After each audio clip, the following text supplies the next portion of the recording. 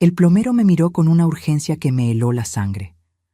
Señora, tome solo lo esencial y salga de este apartamento ahora. No le diga una palabra sobre esto a su hijo o su nuera. Su vida depende de ello. Sus manos temblaban mientras guardaba sus herramientas. Fue entonces cuando me di cuenta de que el problema en mi baño no era una simple fuga. Era algo mucho más siniestro, algo que jamás imaginé que encontraría en las paredes del lugar que yo llamaba hogar. Pero antes de continuar, asegúrate de que ya estás suscrito al canal y escribe en los comentarios: ¿desde qué ciudad de México estás viendo este video? Nos encanta saber hasta dónde están llegando nuestras historias. Fue un martes cualquiera cuando mi vida se desmoronó por completo. El grifo de mi baño comenzó a gotear durante la noche, un ruido molesto que me despertó varias veces. Por la mañana, noté una mancha de humedad en el techo del comedor, justo debajo del baño. Decidí llamar a un plomero. Llegará en 1 hora, informó la voz tranquila del otro lado de la línea cuando llamé al número que mi hijo Miguel me había dado.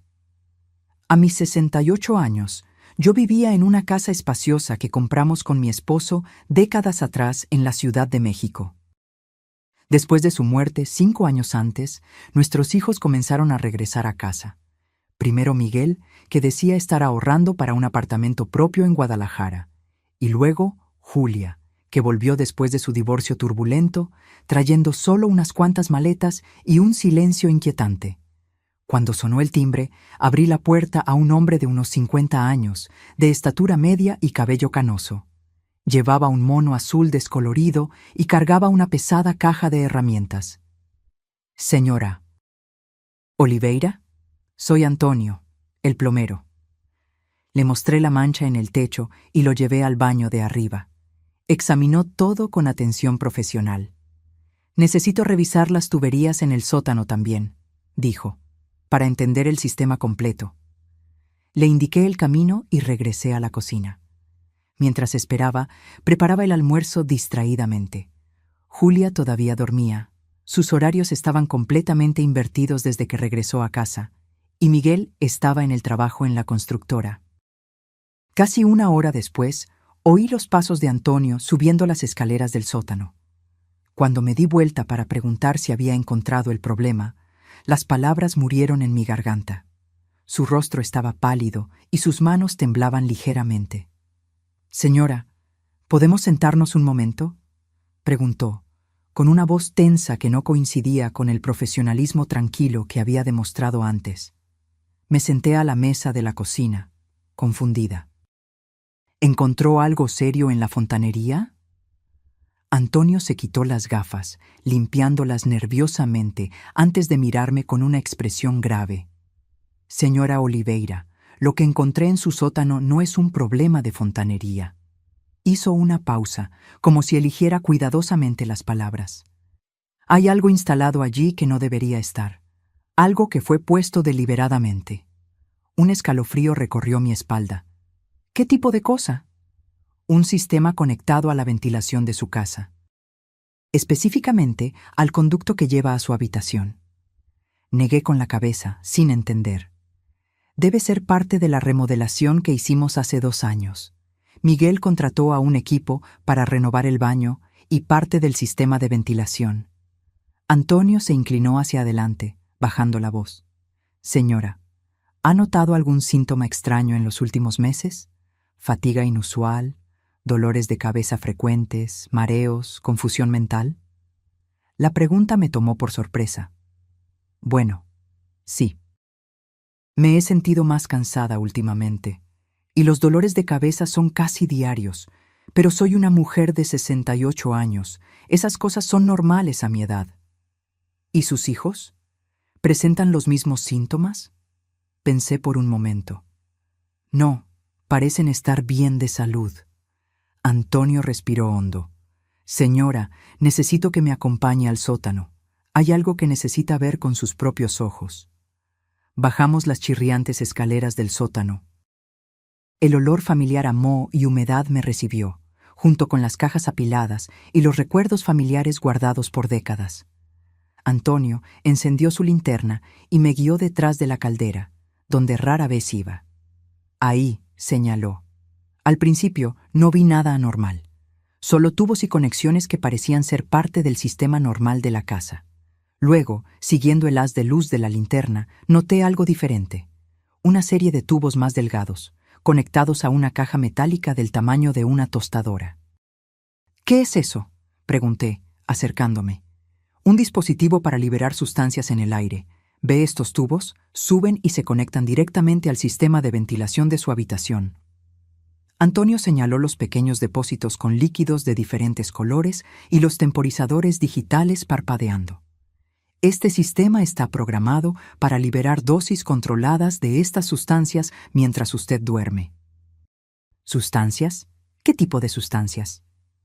Por lo que puedo percibir, son compuestos tóxicos diseñados para causar síntomas graduales que se asemejan a enfermedades naturales: fatiga, confusión mental, debilitamiento del sistema inmunológico. Con el tiempo, los efectos se volverían más severos. Toqué uno de los tubos con dedos temblorosos. Estaba tibio, activo, funcionando. ¿Me está diciendo que alguien instaló un sistema para envenenarme? Sí, señora. Y quien hizo esto conoce muy bien esta casa y tiene acceso irrestricto a ella. No es obra de un intruso. La realidad me golpeó como un puñetazo en el estómago.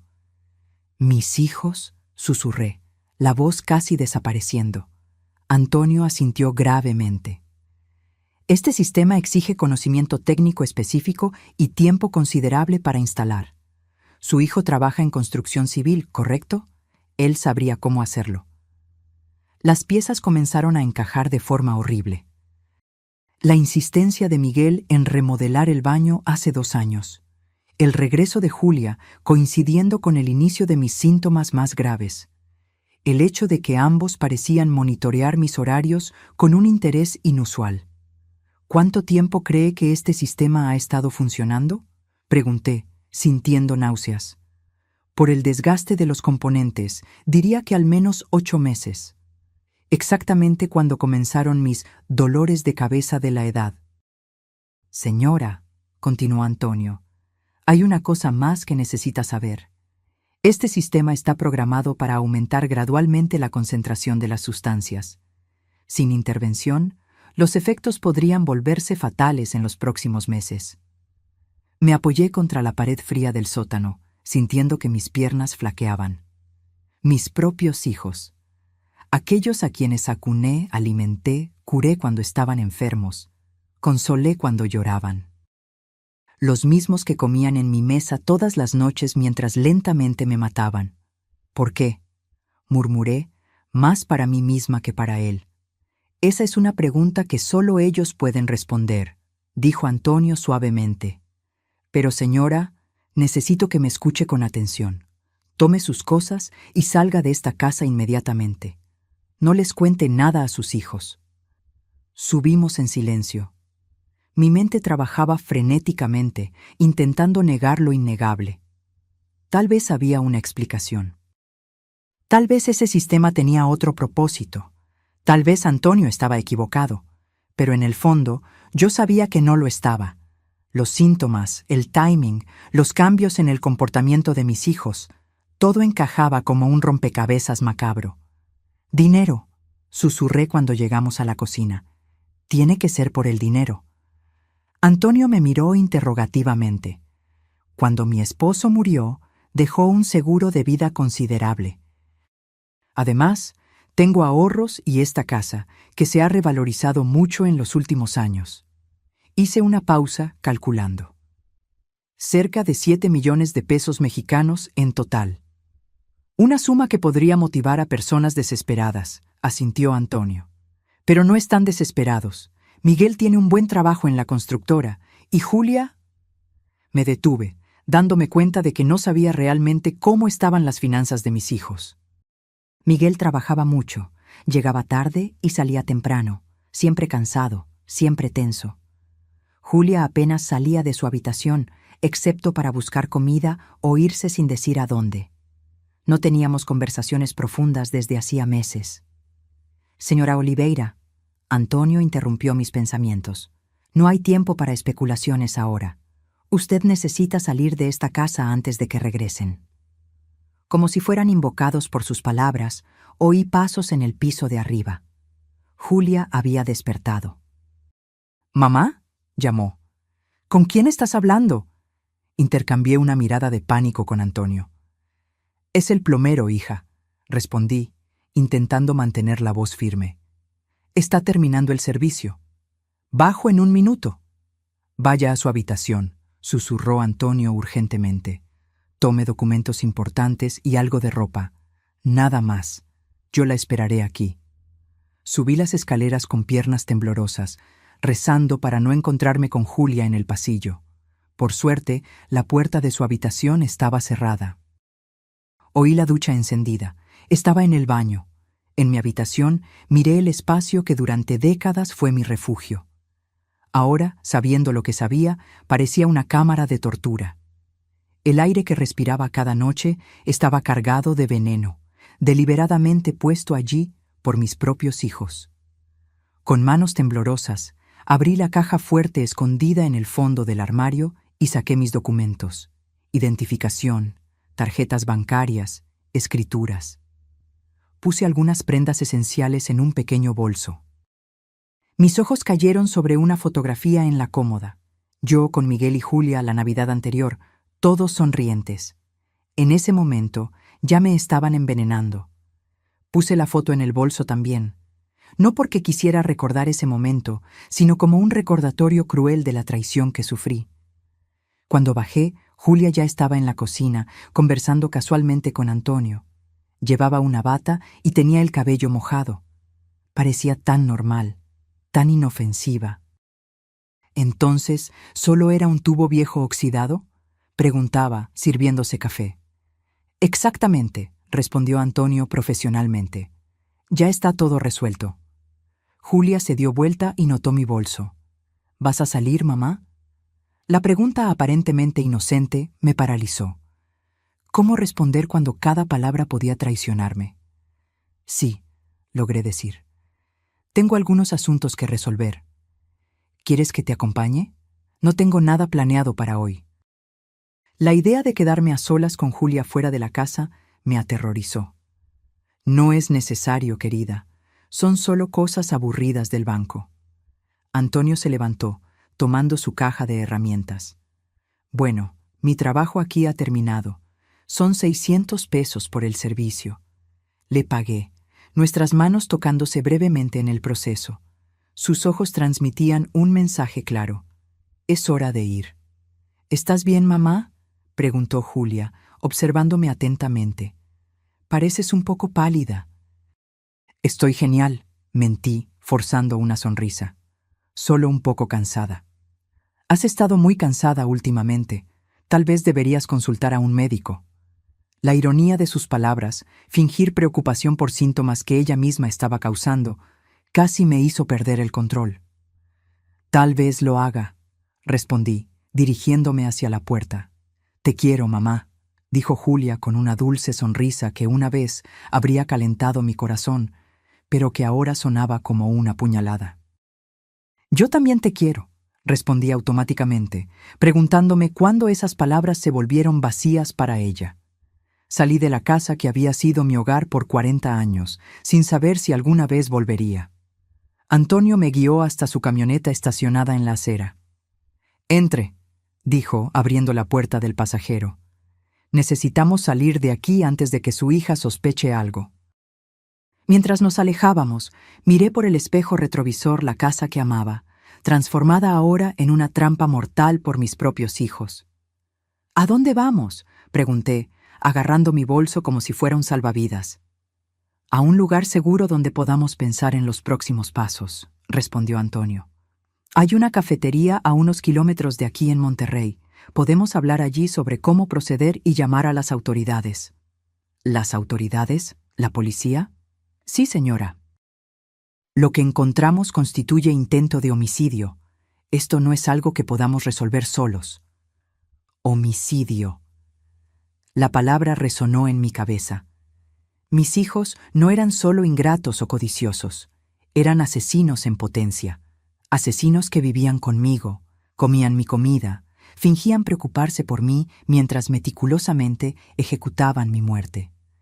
No puedo creer que esto realmente esté pasando, murmuré, observando las calles familiares que ahora parecían extrañas y hostiles. Sé que es difícil procesar todo esto, dijo Antonio gentilmente, pero usted tomó la decisión correcta al salir de esa casa. ¿Y si estamos equivocados? ¿Y si hay otra explicación? Antonio me miró brevemente antes de volver a concentrarse en la carretera. Señora, instalé sistemas de ventilación durante 15 años antes de convertirme en plomero.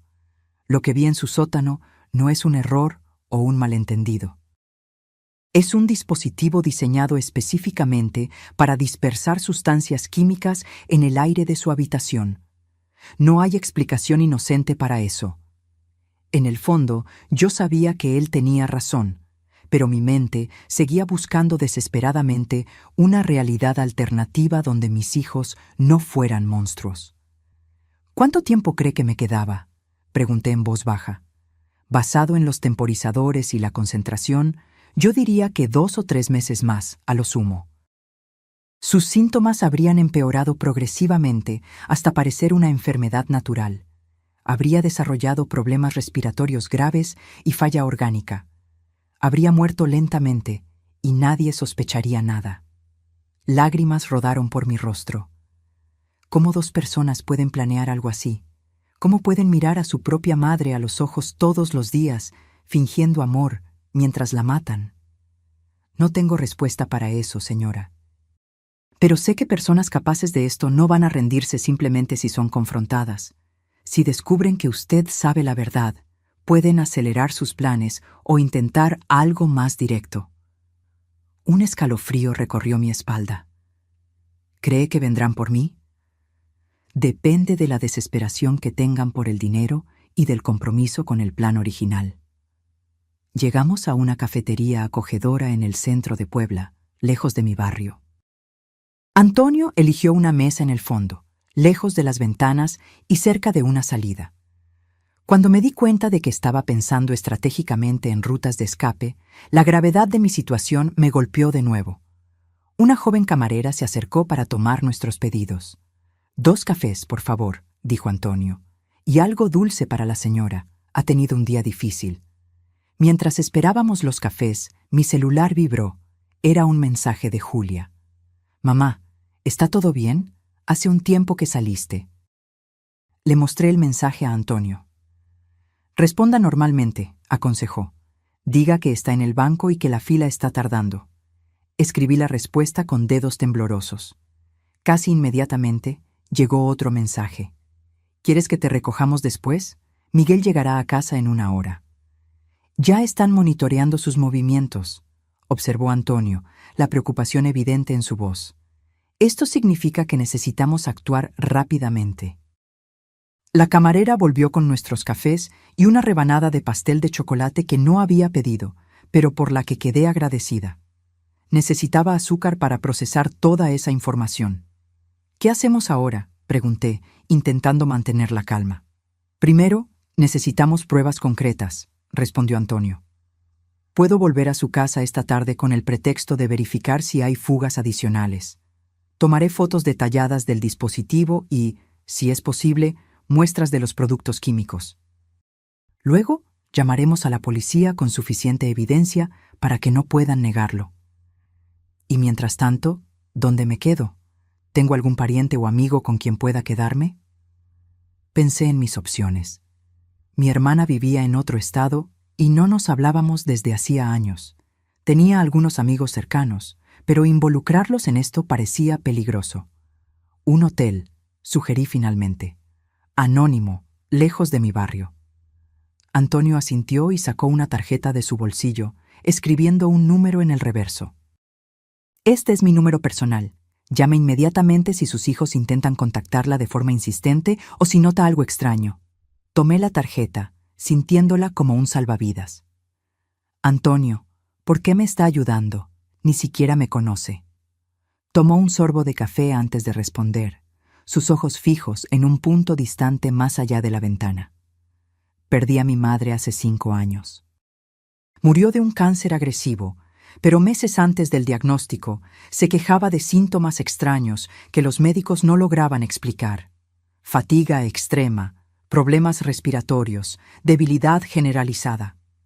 Hizo una pausa, respirando hondo. Solo después de que murió, descubrimos que mi hermano estaba adulterando sus medicamentos y robando sus ahorros. ¡Dios mío!, exclamé horrorizada. No pude salvar a mi madre porque no vi las señales a tiempo. Pero cuando vi lo que estaba sucediendo en su casa, supe que tenía una segunda oportunidad de hacer lo correcto. Sus palabras me conmovieron profundamente. Un extraño arriesgando su tiempo y seguridad para ayudar a una señora mayor que acababa de conocer. ¿Su hermano fue arrestado? Sí, pero solo por el robo. Cuando descubrimos lo de la medicación, ya era demasiado tarde para probar que contribuyó a su muerte. Por eso quiere reunir pruebas sólidas ahora. Exactamente. No quiero que sus hijos escapen de las consecuencias de lo que hicieron. Mi celular vibró de nuevo. Esta vez era Miguel. «Mamá, Julia dijo que saliste hace horas. ¿Está todo bien? ¿Dónde estás?» Respondí que estaba en el banco y que luego haría algunas compras. La respuesta vino inmediatamente. «¿Qué banco? Puedo ir a recogerte». La insistencia de él en saber exactamente dónde estaba comenzó a parecer menos preocupación y más control. «Están poniéndose ansiosos», dijo Antonio, observando los mensajes. «Probablemente se dieron cuenta de que usted ha estado fuera más tiempo de lo normal. ¿Qué les digo? Mantenga respuestas vagas pero tranquilizadoras. Diga que está bien y que volverá pronto». Hice como él sugirió, pero las respuestas seguían llegando, cada vez más insistentes. Entonces Miguel llamó. «Conteste», orientó Antonio. «Pero sea cuidadosa con lo que dice». «Hola, hijo», respondí, intentando sonar casual. «¿Dónde estás, mamá?» Su voz estaba tensa, controlada. «Julia dijo que saliste con un bolso. ¿Vas a pasar la noche fuera?» «No, querido, solo llevé algunos documentos para resolver en el banco». «¿Qué documentos? ¿Qué banco?» El interrogatorio de él me estaba poniendo nerviosa. «¿Por qué tantas preguntas, Miguel? Soy una mujer adulta». Hubo una pausa al otro lado de la línea. «Disculpa, mamá. Es que has estado actuando extrañamente en el último tiempo. Julia y yo estamos preocupados por tu salud». La ironía de sus palabras, fingir preocupación por los síntomas que él mismo causaba, hizo que mi estómago se revolviera. «Estoy perfectamente bien», respondí con firmeza. «Tal vez deberías consultar a un médico. A tu edad, es importante hacerse exámenes regulares». Comprendí su estrategia. Querían que yo fuera al médico para documentar mis síntomas, crear un historial médico que respaldara la idea de que estaba desarrollando una enfermedad natural. «Voy a pensarlo», dije, queriendo terminar la conversación. «Te veo más tarde. Te quiero, mamá». Las palabras, una vez preciosas, ahora sonaban vacías y manipuladoras. «Yo también te quiero», respondí automáticamente, dándome cuenta de que era la segunda vez ese día que mentía sobre eso. Después de colgar, noté que mis manos temblaban violentamente. Antonio las cubrió con las suyas, un gesto reconfortante que me sorprendió. «Usted no está sola en esto», dijo gentilmente. «Vamos a resolverlo todo». Pagamos los cafés y fuimos a un hotel modesto en el centro de Tijuana. Antonio habló con el recepcionista, reservando una habitación a su propio nombre para que nadie pudiera rastrearme. «Habitación 215», dijo, entregándome la llave. «Cierre la puerta con llave y no abra a nadie más que a mí. Si necesita algo, llame al servicio de habitaciones». «¿Cuándo volverá a mi casa?» «En aproximadamente 2 horas». Diré que recibí una queja de otro cliente sobre un problema similar y quiero verificar si el arreglo en su casa está funcionando correctamente. Es una práctica común en mi profesión, así que no levantará sospechas. Antes de irse, Antonio dudó. «Señora, necesito preguntarle algo. ¿Tiene un testamento? La pregunta me tomó por sorpresa. Sí. ¿Por qué? ¿Sus hijos son los únicos beneficiarios? Sí, todo se divide por igual entre Miguel y Julia. Él asintió gravemente. Eso confirma el motivo. Sin usted, heredarían inmediatamente una suma considerable. Recordé una cláusula específica. Pero el testamento dice que si mi muerte es sospechosa o resultado de un crimen, pierden todos los derechos de herencia.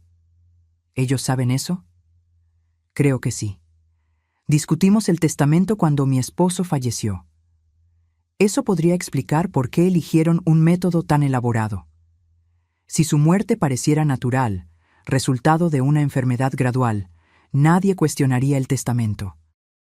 La frialdad calculada de sus acciones me aterrorizó de nuevo. No solo planearon matarme, sino que también eligieron un método que aseguraría los beneficios financieros de mi muerte. Antonio, pregunté en voz baja, ¿qué tipo de personas hacen esto? Personas que han perdido toda conexión emocional normal. Personas para quienes el dinero se ha vuelto más importante que cualquier lazo familiar. Pero yo los crié para ser buenas personas. Les di amor, educación, valores. A veces, señora, las personas se transforman en algo completamente diferente de lo que esperábamos. Circunstancias, presiones, malas elecciones pueden cambiar a alguien profundamente. Después de que Antonio se fue, me quedé sola en la habitación del hotel, el silencio opresivo a mi alrededor. Durante décadas me acostumbré al ruido constante de una casa habitada. Televisión encendida, pasos en la escalera, puertas abriéndose y cerrándose. Ahora, en el silencio de esa habitación extraña, mi mente tuvo espacio para procesar completamente la traición que sufrí. Me senté en la cama y tomé mi celular. Tenía 5 nuevos mensajes, 3 de Julia y 2 de Miguel, cada uno más urgente que el anterior. Mamá, ya son las 4 p.m. ¿Dónde estás? Miguel está preguntando por ti, está preocupado. Por favor, responde, estamos poniéndonos realmente ansiosos. Mamá, llama inmediatamente. Vamos a empezar a buscarte si no respondes. Cada mensaje me causaba escalofríos. ¿Estaban realmente preocupados o empezando a sospechar que su plan había sido descubierto? Decidí responder de forma vaga. Estoy bien. El banco estaba abarrotado y luego fui de compras. Vuelvo pronto. La respuesta de Miguel fue instantánea. ¿Dónde exactamente estás? Podemos ir a recogerte. La insistencia en saber mi ubicación precisa parecía cada vez más siniestra. No es necesario. Tengo un aventón. Nos vemos en casa. Él no respondió de inmediato, lo cual era extraño. Miguel generalmente respondía al instante. Ese silencio repentino me puso aún más nerviosa. Me acosté en la cama, cerrando los ojos, tratando de recordar cuándo comenzó realmente todo. ¿Hubo momentos en los que debía haber sospechado? Recordé una conversación unos meses antes. Miguel mencionó casualmente que yo debería considerar mudarme a un apartamento más pequeño. Esta casa es demasiado grande para una sola persona, mamá, dijo. Y el mantenimiento debe ser caro. En ese momento, pensé que estaba preocupado por mi bienestar. Ahora, me daba cuenta de que probablemente estaba evaluando el valor de la propiedad. También recordé a Julia haciendo preguntas extrañas sobre mis finanzas. ¿Tienes suficiente dinero para gastos médicos cuando seas mayor, mamá? ¿Ya pensaste qué harás si necesitas cuidados especiales? Interpreté esas preguntas como preocupación filial normal. Pero ahora me preguntaba si estaba calculando cuánto dinero les quedaría después de mis inevitables gastos médicos. Mi teléfono sonó, sobresaltándome. Era Miguel de nuevo. Mamá. Su voz sonaba fría, controlada. Llamamos al banco. Dijeron que no estuviste allí hoy. Mi corazón se aceleró. Estaban verificando mi historia. Fui a otro banco, improvisé. El de la avenida principal. ¿Qué sucursal exactamente? ¿Por qué este interrogatorio, Miguel? ¿Desde cuándo tengo que rendir cuentas de mis movimientos? Desde que empezaste a mentirnos. La acusación directa me dejó sin palabras por un momento. No estoy mintiendo, respondí finalmente. Solo necesito un tiempo para mí. ¿Un tiempo para ti o un tiempo con el plomero? La pregunta me tomó completamente por sorpresa. ¿Qué quieres decir con eso? Julia los vio a los dos saliendo juntos. Entraste en su camioneta. ¿A dónde te llevó? Entonces lo sabían. Julia debe haber mirado por la ventana cuando partimos. El miedo se intensificó dentro de mí. Él me dio un aventón al banco, intenté explicar. Más mentiras. La voz de Miguel se volvió aún más fría. Mamá, has estado actuando muy extraño últimamente. Primero, olvidos constantes. Luego, confusión mental. Ahora, mentiras y comportamiento errático. Estamos realmente preocupados por tu salud mental. Me di cuenta de su estrategia. Estaban construyendo una narrativa donde yo era una anciana confusa y paranoica, potencialmente con demencia. Si yo los acusaba del envenenamiento, sería solo una señal más de mi supuesta condición mental deteriorada. Estoy perfectamente lúcida, Miguel. Entonces, ¿por qué huir con un extraño? ¿Por qué mentir sobre dónde has estado? ¿Por qué no contestar nuestras llamadas? Mi celular vibró de nuevo con cada pregunta que sonaba razonable, viniendo de un hijo preocupado. Pero yo conocía la verdad sombría detrás de esa preocupación. Miguel, voy a colgar ahora, dije con firmeza. Hablaremos cuando vuelva a casa. Mamá, espera. Intentó protestar, pero terminé la llamada. Casi inmediatamente, Julia me envió un mensaje. Mamá, Miguel está muy molesto. Necesitamos saber dónde estás. Por favor, dinos la verdad. Mi cabeza palpitaba. Todo lo que construí durante décadas, la familia que amaba, el hogar que cuidé con tanto cariño, se estaba desmoronando en cuestión de horas. Puse el celular en modo silencio y lo guardé en el bolso, incapaz de lidiar con más mensajes o llamadas. La habitación del hotel, a pesar de su neutralidad impersonal, ofrecía una seguridad que mi propia casa ya no brindaba. Tomé la fotografía de Navidad que traje conmigo. Las sonrisas en los rostros de mis hijos parecían diferentes ahora, calculadoras, falsas. ¿Cómo no me di cuenta antes? ¿Cómo no noté la frialdad en los ojos de Miguel o el desapego en la sonrisa de Julia? Tal vez porque el amor es ciego. Tal vez porque, como madre, siempre veía lo mejor en ellos, incluso cuando la verdad estaba delante de mis ojos. 2 horas pasaron sin noticias de Antonio. La preocupación crecía dentro de mí. Debería haber contactado después de volver de mi casa. Algo estaba mal. A pesar de mi renuencia, encendí el celular de nuevo. 10 llamadas perdidas y 23 mensajes. El más reciente, de Miguel, enviado hacía solo 5 minutos, me heló la sangre. Tu amigo plomero regresó. Estamos teniendo una conversación interesante. Mi primer instinto fue llamar a Antonio, pero me detuve antes de presionar el botón. ¿Y si Miguel había tomado su celular? O peor, ¿y si le habían hecho algo? La idea de que mis hijos pudieran lastimar a alguien era impensable hasta hace unas horas. Ahora parecía terriblemente posible. Marqué el número de la policía con dedos temblorosos. «Emergencia. ¿Cuál es su problema?», preguntó una voz femenina.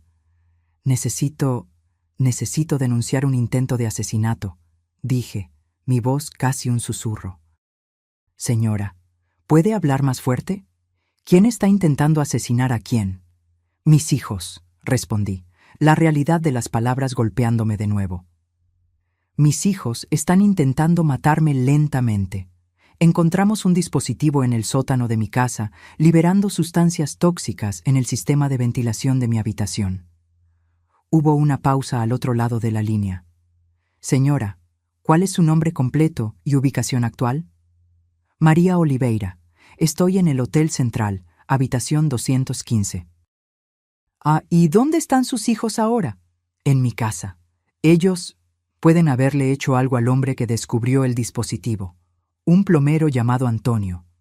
Permanezca donde está, señora. Enviaremos una patrulla al hotel y otra a su residencia. no salga de su habitación y no se contacte con sus hijos. Después de colgar, me senté en el borde de la cama, temblando. Realmente había sucedido. Había denunciado a mis propios hijos a la policía. Las personas que traje al mundo, amé incondicionalmente, sacrifiqué todo para criar, ahora las estaba entregando a las autoridades. 15 minutos después, golpes firmes en la puerta anunciaron la llegada de la policía. 2 oficiales, una mujer de mediana edad y un hombre más joven, me escucharon atentamente mientras narraba los eventos del día. Mostré los mensajes insistentes de mis hijos, expliqué sobre el dispositivo en el sótano, el deterioro gradual de mi salud, la ayuda de Antonio. «Señora Oliveira», dijo la policía, después de anotar todo. «Otro equipo está en su residencia en este momento. Logramos contactar al señor Antonio. Está bien, pero bastante conmocionado. Al parecer, sus hijos lo interrogaron cuando regresó para recoger evidencia». «¿Lo lastimaron?», pregunté, horrorizada. «No físicamente, pero hubo amenazas. El señor Antonio logró salir de la casa con el pretexto de buscar herramientas en la camioneta y contactó a la policía inmediatamente. El alivio que sentí al saber que Antonio estaba seguro rápidamente dio paso a una nueva preocupación. ¿Y ahora? Necesitamos que usted nos acompañe a la estación de policía para formalizar la denuncia. Mientras tanto, un equipo forense está verificando su casa. Si encuentran evidencia del dispositivo que mencionó, sus hijos serán detenidos para interrogatorio. ¿Y si ya han removido todo?», la policía intercambió una mirada con su colega. El señor Antonio nos informó que, al regresar a la residencia, notó señales de que el dispositivo había sido desmantelado a toda prisa. Sin embargo, también cree que habrá rastros químicos que los técnicos forenses podrán detectar. En la estación de policía, pasé horas prestando declaración, detallando cada aspecto de la situación, los primeros síntomas, las preguntas extrañas de mis hijos sobre mis finanzas, su insistencia en monitorear mis movimientos y, finalmente, el descubrimiento de Antonio en el sótano. Mientras hablaba, una parte de mí todavía no creía que todo aquello estaba sucediendo. ¿Cómo una madre de 68 años puede estar en una estación de policía denunciando a sus propios hijos por intento de homicidio? Parecía una pesadilla de la que no podía despertar. Alrededor de las 10 de la noche, un detective entró en la sala de declaraciones con una expresión grave. «Señora Oliveira, tenemos noticias del equipo forense». Mi corazón casi se detuvo mientras esperaba el veredicto.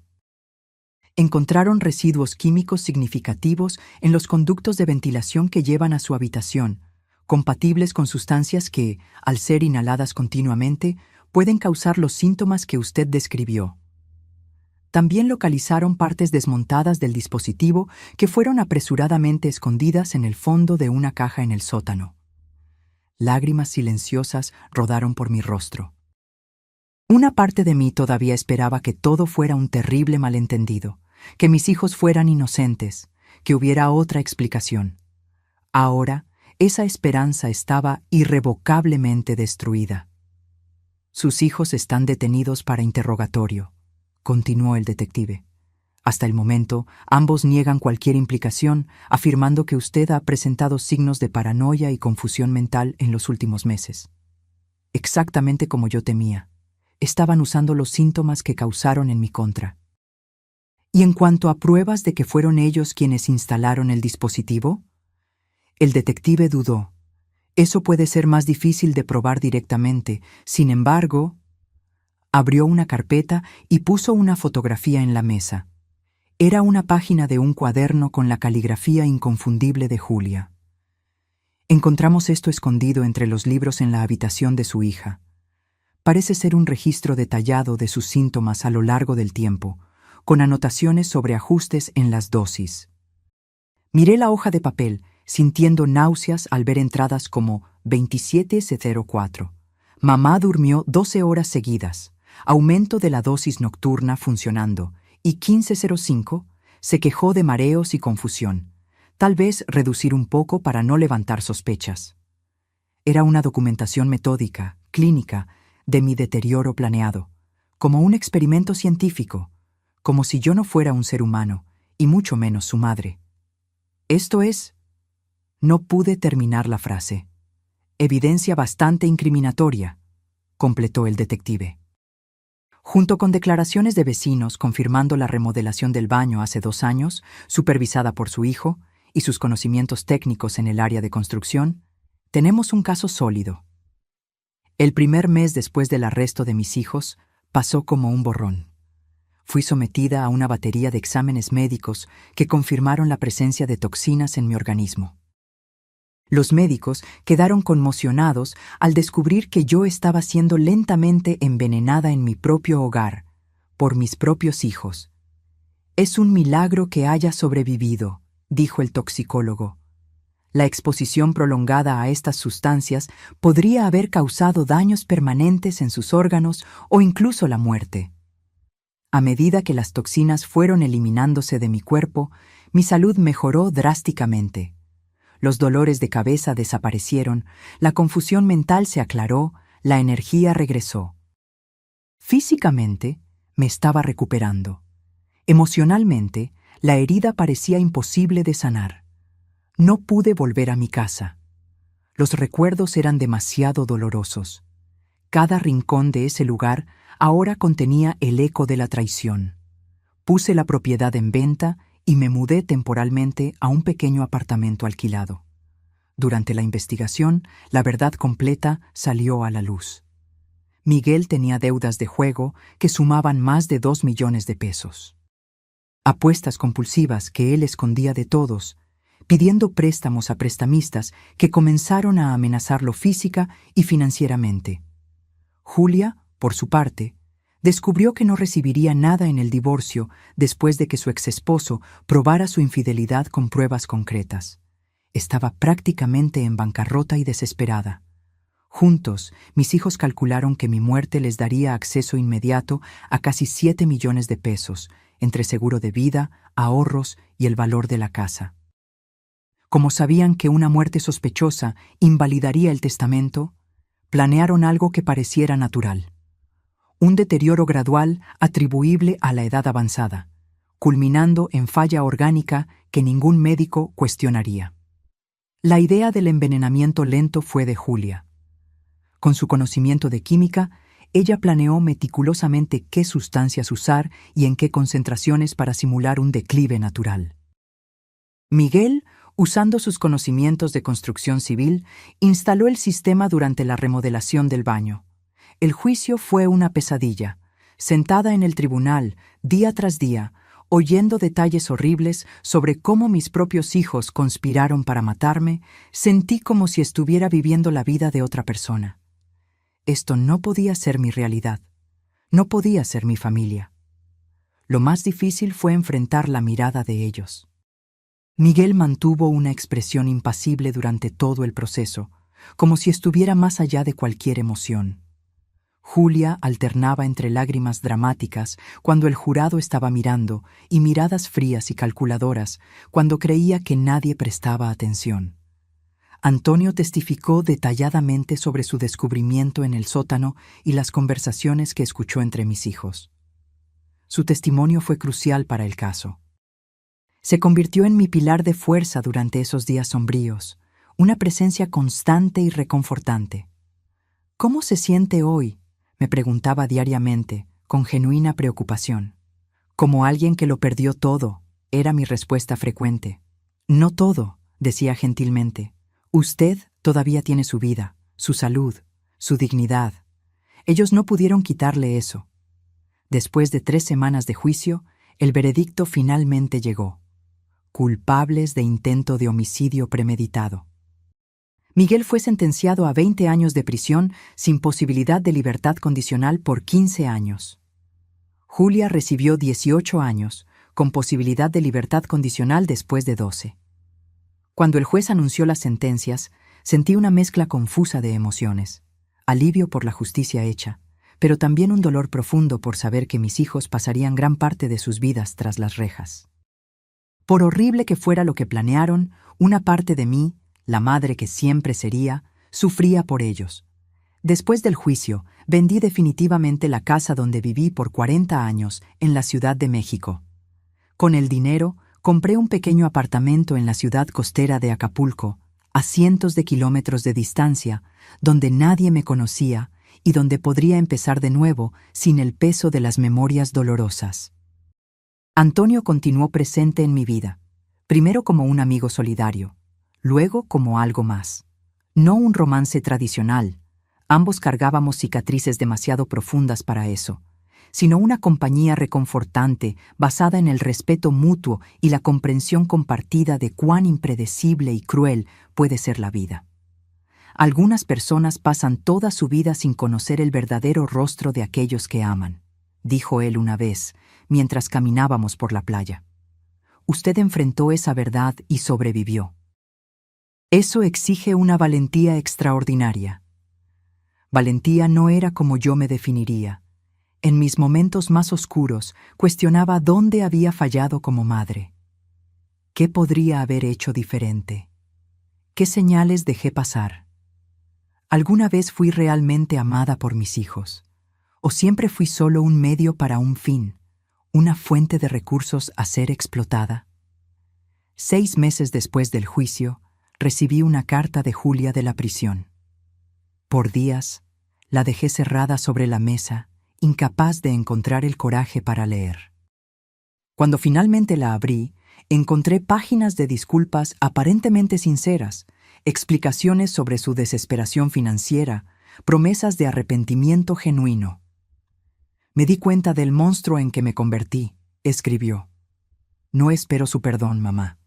Solo quiero que sepa que entiendo la gravedad de lo que hicimos y lo lamento profundamente.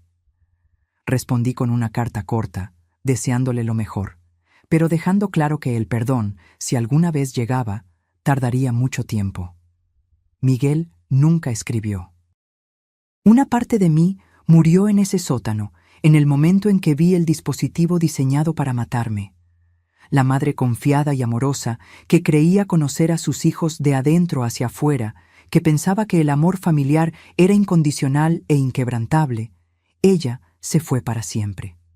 En su lugar surgió una mujer más cautelosa, más sabia, que entendió de la manera más dolorosa posible que a veces las mayores traiciones vienen de aquellos en quienes más confiamos. Que la sangre compartida no garantiza amor o lealtad. Que la verdadera familia se define por acciones, no por genética. Hoy, a mis 70 años, encontré una paz relativa. Mi salud está completamente recuperada. Hago caminatas diarias por la playa de Acapulco. Participo en un grupo de lectura local. Cultivo un pequeño jardín en el balcón de mi apartamento. Antonio y yo cenamos juntos 2 veces por semana, compartiendo historias y risas. A veces, cuando miro el océano, pienso en cuánto puede cambiar la vida en un solo día.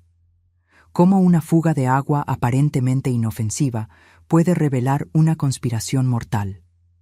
Cómo un extraño puede convertirse en un salvador, mientras aquellos que deberían amarnos incondicionalmente pueden volverse nuestros peores enemigos. La dolor nunca desaparecerá completamente. En cumpleaños, días festivos, momentos especiales, siento la ausencia de mis hijos, no como son ahora, sino como eran antes o como yo creía que eran. Sin embargo, aprendí a convivir con ese dolor, a integrarlo como parte de mi historia sin dejar que me defina. El plomero que vino a arreglar una fuga terminó salvando mucho más que un techo dañado. Salvó mi vida. Y me enseñó que, a veces, la salvación viene de los lugares más inesperados, mientras que las amenazas pueden esconderse donde menos esperamos. Si hay una lección que puedo compartir de esta terrible experiencia, es que debemos valorar a las personas por sus acciones, no por sus títulos o lazos sanguíneos. La verdadera familia son aquellos que nos protegen cuando somos vulnerables, no aquellos que explotan nuestra vulnerabilidad.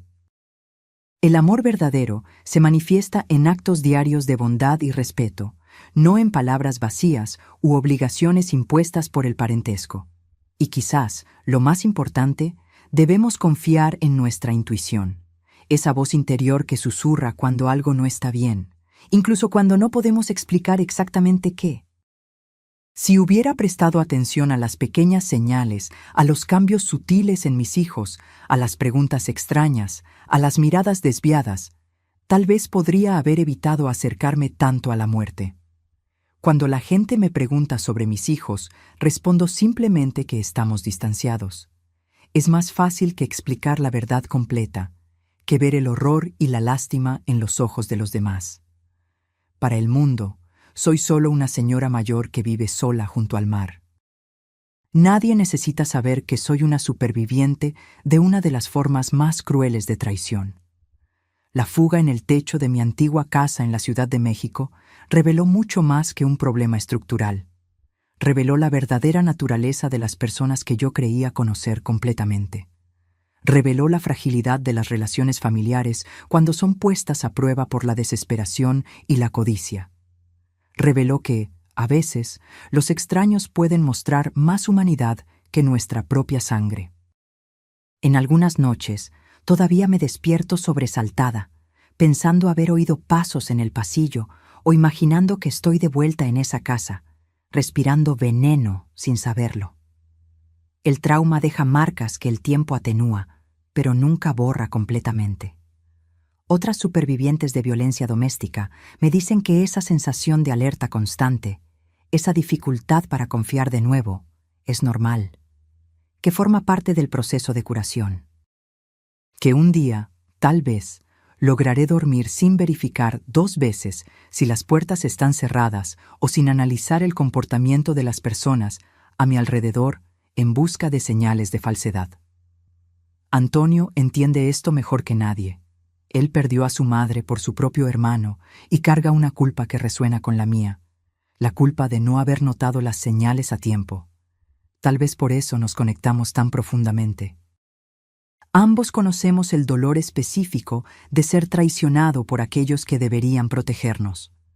¿Sabe lo que me ayudó a seguir adelante?, me preguntó una vez. Darme cuenta de que, a pesar de todo lo que pasó, todavía existen personas buenas en el mundo, que por cada persona capaz de traición hay otras capaces de actos extraordinarios de bondad. Intento aferrarme a esa verdad en los días malos. Recuerdo que, el mismo día en que descubrí que mis hijos planeaban mi muerte, también descubrí que un extraño arriesgó su seguridad para salvar mi vida. La vida es así, luz y sombra entrelazadas. El mismo mundo que alberga monstruos también alberga héroes. La misma existencia que nos trae dolor inimaginable también ofrece momentos de belleza inesperada. Cuando me siento en mi balcón observando la puesta de sol en Acapulco, siento gratitud por la segunda oportunidad que recibí. Por poder respirar sin miedo, por haber descubierto la verdad antes de que fuera demasiado tarde, por haber encontrado una fuerza que no sabía poseer. No sé lo que el futuro les depara a mis hijos. Si algún día se arrepentirán verdaderamente, si algún día volverán a mi vida de alguna forma. No sé si algún día lograré perdonarlos completamente. Lo que sí sé es que, a pesar de todo lo que perdí, gané algo precioso, la verdad. Por dolorosa que sea, la verdad me liberó de una muerte lenta y me dio la oportunidad de reconstruir mi vida en bases más auténticas. Y tal vez esa sea la lección final de esta terrible historia. Que a veces necesitamos perderlo todo para descubrir quiénes somos realmente. Que en las cenizas de la destrucción podemos encontrar semillas de un nuevo comienzo. Que incluso después de la traición más profunda, es posible encontrar un camino de regreso a la luz. Ya no soy solo María, la madre de Miguel y Julia. Soy María, una mujer que enfrentó lo impensable y sobrevivió. Una mujer que aprendió de la manera más difícil que la familia no se define por la sangre, sino por el amor genuino y las acciones consistentes. Una mujer que, gracias a una fuga en el techo y a un plomero atento, ganó la oportunidad de envejecer con dignidad y paz, un privilegio que mis propios hijos intentaron negarme.